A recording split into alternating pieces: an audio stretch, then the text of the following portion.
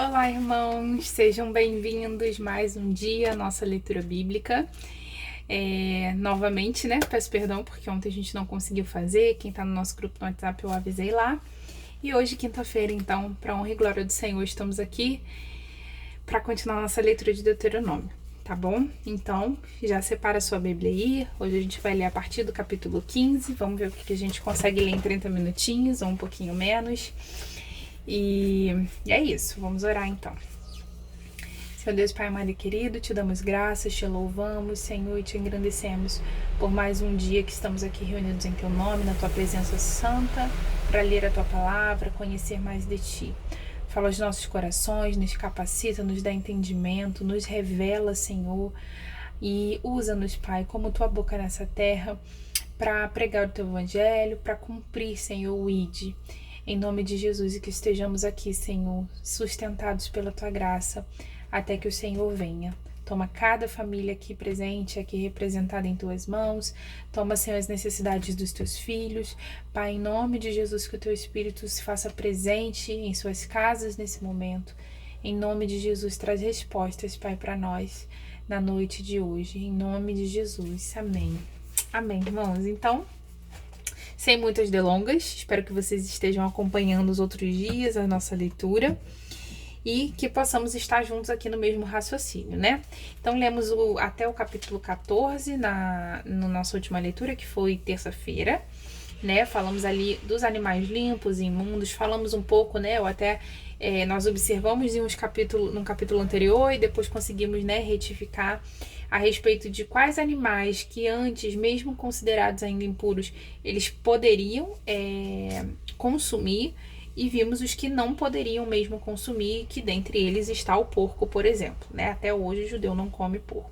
Falamos a respeito do dízimo, aquele que morava longe da onde no futuro vai ser o templo e não pudesse levar o dízimo da sua colheita, deveria vender e deveria levar então o valor financeiro do dízimo ali da sua colheita, enfim.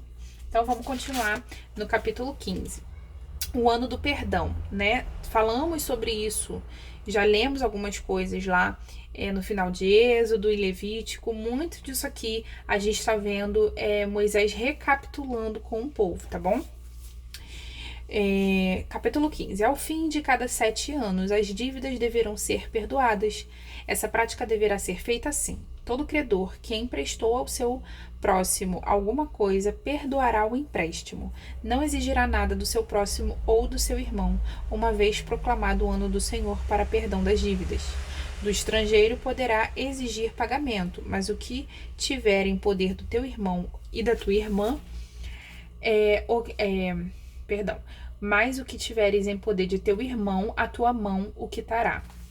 Para que em teu meio não haja pobre, pois o Senhor abundantemente te abençoará na terra que o Senhor teu Deus te dará por herança para possuí-la. Se apenas ouvires diligentemente a voz do Senhor, teu Deus, para cuidar em cumprir todos estes mandamentos que hoje te ordeno. Então, aquele que emprestasse para os seus irmãos israelitas, judeus, eles tinham esse período para fazer o pagamento, mas se ele não pôde pagar, depois de 7 anos você deixava de cobrar, e o Senhor ele restituiria, né? O Senhor faria deles prósperos e abundantes para que eles pudessem emprestar e não tomar de volta nesse caso, né? E também para não se tornar um peso para aquele irmão, né? Que pediu emprestado e não teve como devolver, e às vezes perder todos os seus bens ali, né? Para um outro irmão. Versículo 6. Pois o Senhor, teu Deus, te abençoará como te prometeu. Assim emprestará a muitas nações, mas não tomará empréstimos. Dominará sobre muitas nações, mas elas não dominarão sobre ti.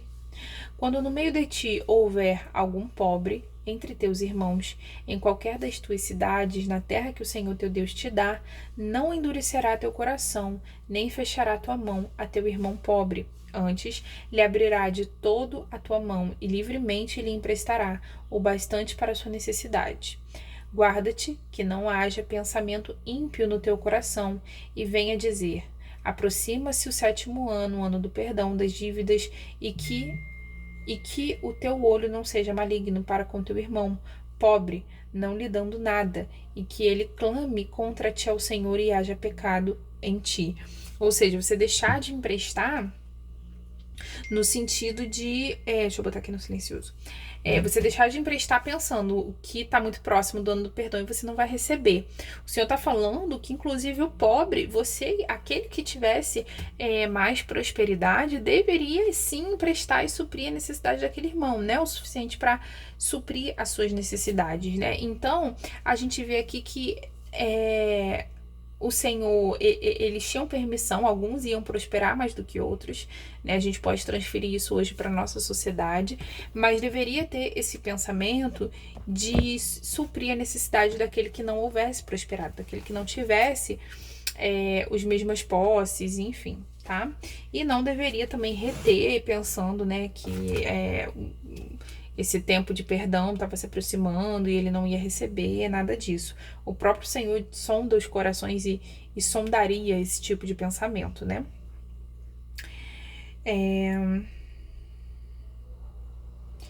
10.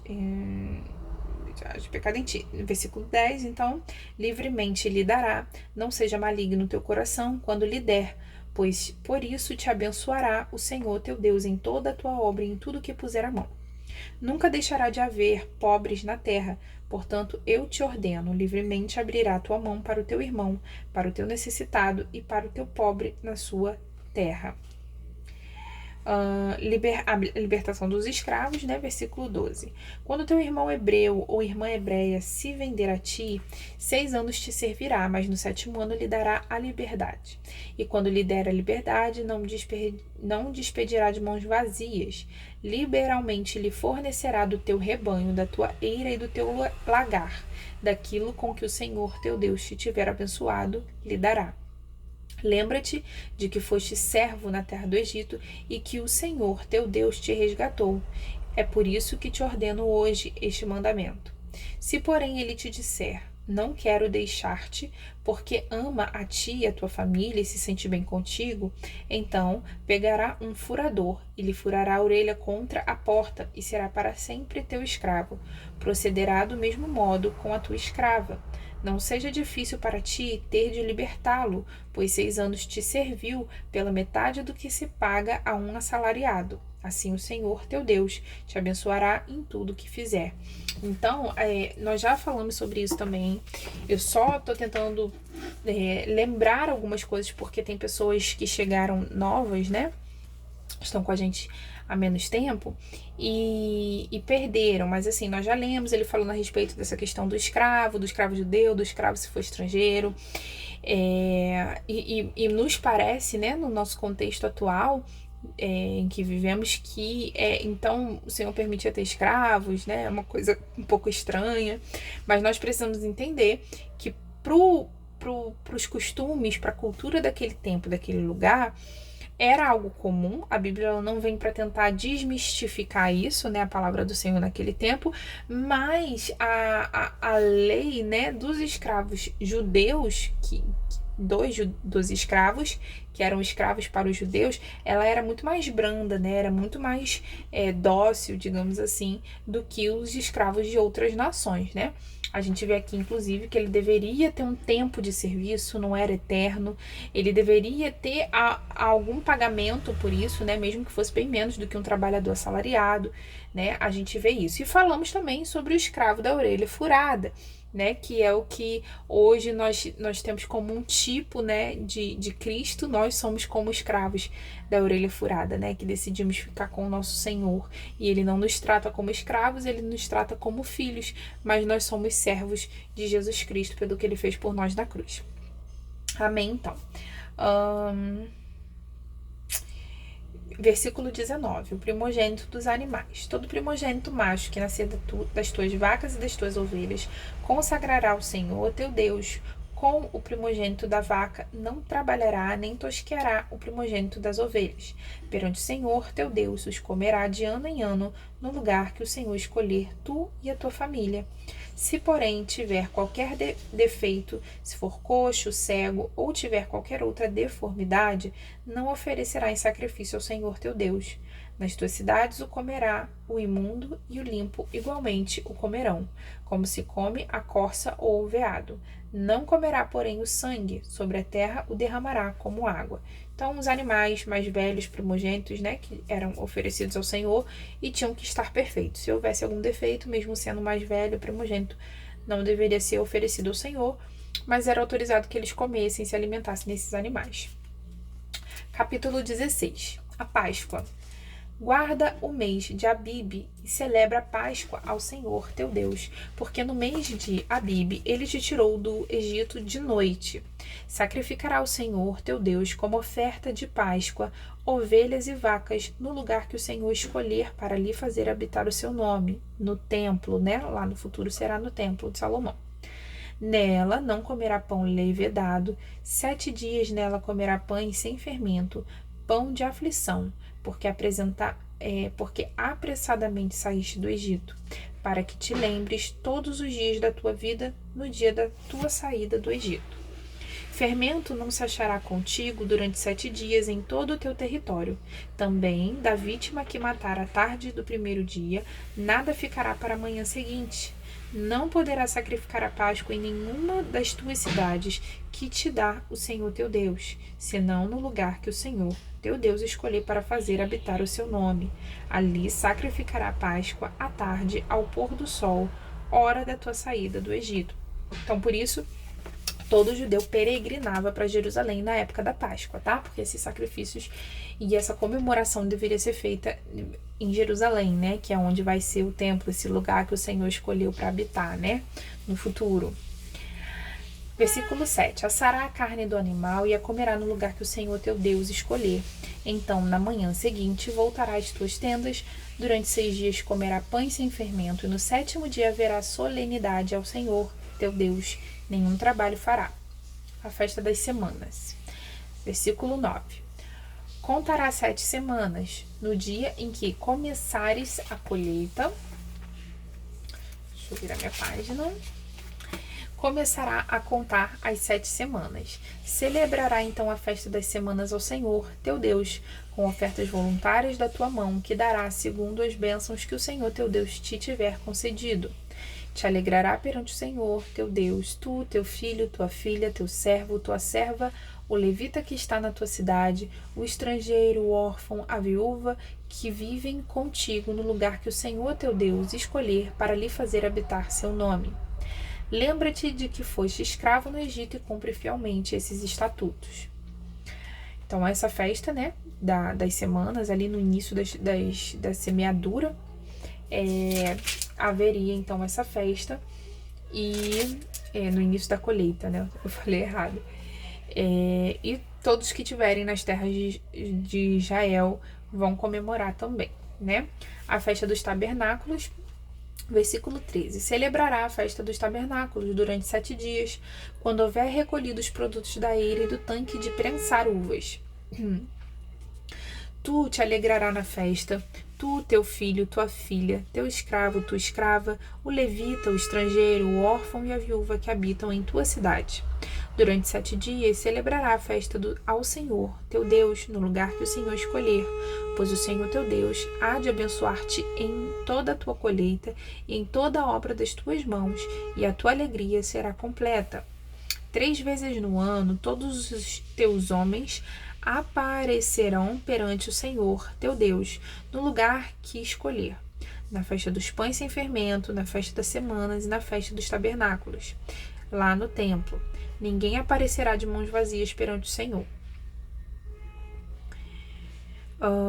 Cada um dará segundo as suas posses, segundo a bênção que o Senhor, seu Deus, lhe houver concedido. Administração da justiça. 18, versículo 18. Constituirá juízes e oficiais em todas as cidades que o Senhor teu Deus te der entre as tuas tribos, para que julguem o povo com reto juízo. Não torcerá a justiça, nem fará acepção de pessoas. Não tomará suborno, pois o suborno cega os olhos dos sábios e perverte a palavra dos justos. Segue a justiça e só a justiça, para que viva e possua a terra que o Senhor teu Deus te dá. sagrado, não estabelecerá um poste sagrado junto ao altar que levantar para o Senhor teu Deus, nem levantará para ti estátuas, coisas que o Senhor teu Deus detesta. Então, ele está falando a respeito da justiça, né? Acho que ficou bem claro que não tem nada subentendido. E ele fala a esse respeito de levantar postes, né? Postes de adoração e fazer imagem, mesmo que seja imagem do Senhor ou algo, né? Remetendo ao Senhor de Israel, o Senhor abomina e detesta, tá? Deixa eu marcar aqui esse versículo para mim na minha Bíblia. Só um minutinho. O suborno cega os olhos do sábio e perverte a palavra do justo. Olha que interessante, né? Lições bíblicas que valem para os nossos dias de hoje. Amém? Gosto de marcar essas coisas, essas verdades, para depois a gente se lembrar. Então, vamos ler mais um capítulo 17, né? Estamos com 15 minutinhos de live. Espero que vocês estejam aí comigo acompanhando. De novo, vou ser repetitiva, porque tem gente que chega aqui do nada. A gente está lendo o livro de Deuteronômios um pouco mais corrido, porque é o resumo de tudo que a gente já viu no Pentateuco, nos primeiros livros da Bíblia. E a intenção é que a gente avance, né? O quanto antes, óbvio, dentro do que a gente consegue aqui, né? E esteja dando para entender, mas que a gente avance, né? Para os outros textos da Bíblia. E é muito importante para mim que você que chegou agora, ou você que está comigo aqui desde o início, se eu estiver falando rápido demais, se você não estiver entendendo alguma coisa, deixa nos comentários. Pode ser aqui no ao vivo, pode ser depois no comentário do vídeo, pode até me mandar lá no privado, no WhatsApp, muita gente me manda, mas o legal aqui dos comentários é que fica depois a resposta, né? Eu sempre respondo para outras pessoas. Às vezes eu tento responder no vídeo do dia seguinte, e assim a gente vai tendo essa troca, né? Esse contato. Então, para mim é importante vocês falarem também, tá bom? Então, vamos lá. Capítulo 17. A punição da idolatria. Não sacrificará ao Senhor teu Deus bois ou ovelhas que tenham defeito ou qualquer deformidade, pois isso é abominação para ele. Quando no teu meio, em alguma das cidades que o Senhor teu Deus te dá, se achar um homem ou uma mulher que pratique o que desagrada ao Senhor, o teu Deus, violando sua aliança, servindo a outros deuses e prostrando-se diante deles, ou do sol, ou da lua, ou de qualquer astro do céu, coisas que não ordenei, logo que te for denunciado, investigará bem. Se de fato for verdade que se cometeu tal abominação em Israel, então levará o homem ou a mulher que fez esse malefício às portas da tua cidade e os apedrejará até que morram. Sob o depoimento de 2 ou 3 testemunhas será morto o que houver de morrer, mas pelo depoimento de uma só testemunha não será condenado à morte. As mãos das testemunhas serão as primeiras a levantar-se contra ele para matá-lo, e depois as mãos de todo o povo. Assim extirpará o mal do meio de ti. Então é interessante que não poderia ser uma só testemunha. Eles deveriam ter esse cuidado. Nunca seria a palavra de um contra o outro, né? Essa maneira injusta de julgar. Deixa eu testar aqui uma caneta. Que seria injusto, né? Tem que ser 2 testemunhas. Não vai aceitar o depoimento de uma testemunha. E 2 ou 3, né? No caso. E a testemunha seria a primeira a apedrejar. Então, aquele que fosse servir de testemunha teria que ter coragem para executar, para fazer algo que ele está dizendo que viu a pessoa fazer. É uma forma também de evitar que aquela pessoa minta, né? Embora, infelizmente, no futuro, a gente vai ver, por exemplo, no exemplo de Jesus, né? Que os fariseus queriam, né, vê-lo morto. Então, mesmo que fosse mentira alguns testemunhos a respeito dele, eles não hesitariam em ser os primeiros a lançar pedras, se fosse o caso da morte de Jesus ter sido dessa forma, né? O Tribunal Supremo, versículo 8. Quando alguma causa te for difícil demais para julgar, tal como homicídio, demanda, lesão física ou outras questões de litígio em tuas cidades, então te levantará e subirá ao lugar que o Senhor teu Deus escolher. Virá aos sacerdotes levitas e ao juiz que houver esses dias e os consultará, e eles te anunciarão sentença de julgamento. Fará segundo a sentença que anunciarem no lugar que o Senhor houver escolhido, e cuidará de fazer conforme tudo que te ensinarem. Conforme a sentença da lei que te ensinarem e o juízo que te disserem, fará da sentença que te anunciarem. Gente, desculpa, mas eu não consegui, é que o Rafael passou aqui atrás. E eu tava achando engraçado que eu fui mudar a câmera de lugar e me deu vontade de rir. 11 de novo, versículo 11. Conforme a sentença da lei que te ensinarem e o juízo que te disserem, fará. Da sentença que te anunciarem, não te desviará, nem para a direita nem para a esquerda. O homem que proceder soberbamente, não dando ouvidos nem ao sacerdote que está ali para servir ao Senhor, teu Deus, nem ao juiz, o tal homem será morto. Assim eliminará o mal diante de Israel. Né? Então, o soberbo, o que não obedecer às leis, o que não obedecer, né, o que foi ali estabelecido, né? Versículo 3, a fim de que todo o povo ouça e tema e nunca mais se ensoberbeça. Os deveres do rei, versículo 14. Quando entrar na terra que o Senhor teu Deus te dá, e a possuir e nela habitar, e disser, porei sobre mim um rei como todas as nações que me cercam, o Senhor já está falando isso aqui em Deuteronômio, porque a gente vai ver lá na frente, né, que o povo de fato vai pedir um rei, né? Quando Saul ele vai ser estabelecido, é um clamor do povo, querer ter um rei como as outras nações tinham. E, de uma certa forma, sair ali de ser uma nação teocêntrica, né? Um reinado vindo do Senhor através dos seus profetas. Versículo 15. Estabelecerá sobre ti o rei que o Senhor teu Deus escolher entre os teus irmãos. Não poderá estabelecer como rei um estrangeiro que não seja teu irmão. Ele, porém, não adquirirá para si grande número de cavalos, nem fará o povo voltar ao Egito para adquirir mais cavalos, pois o Senhor vos disse, nunca mais voltareis por este caminho.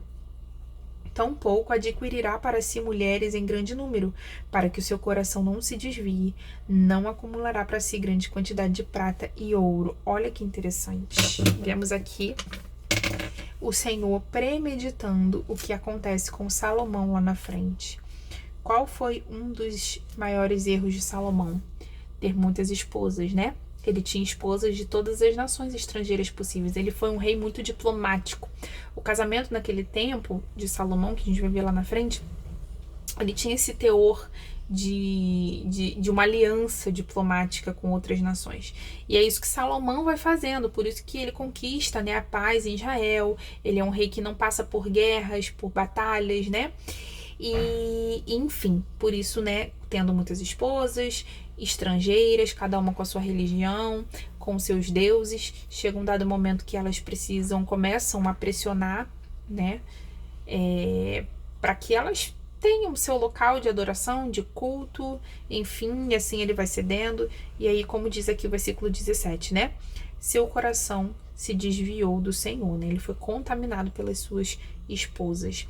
E aí também diz no 17 que o rei, o futuro rei, não deve acumular para si grande quantidade de prata e de ouro, né? E Salomão foi o rei mais rico da terra.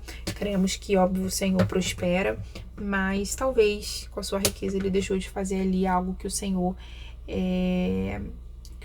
instituiu que deveria ter sido feito, né? 18. Quando se assentar no trono do seu reino, escreverá para si num livro uma cópia desta lei, que está diante dos sacerdotes levitas. Conservará a cópia consigo e a lerá todos os dias da sua vida, para que aprenda a temer ao Senhor, seu Deus, e guardar todas as palavras desta lei e estes estatutos a cumprir. Olha que interessante, né? O rei deveria ter uma Bíblia pessoal, né? Uma cópia aqui da lei, desses 5 primeiros livros das partes da lei, né? Eu creio que essa parte da cópia da lei não é nem de Gênesis em diante. Para que ele não se esqueça, né? Para que ele guarde no coração e não se esqueça de temer ao Senhor. Será que esse foi o erro de Salomão, né? Será que ele deixou de ler a lei do Senhor e foi sendo contaminado? Né? Também é uma hipótese que a gente pode colocar junto, né, com o que levou ele a pecar.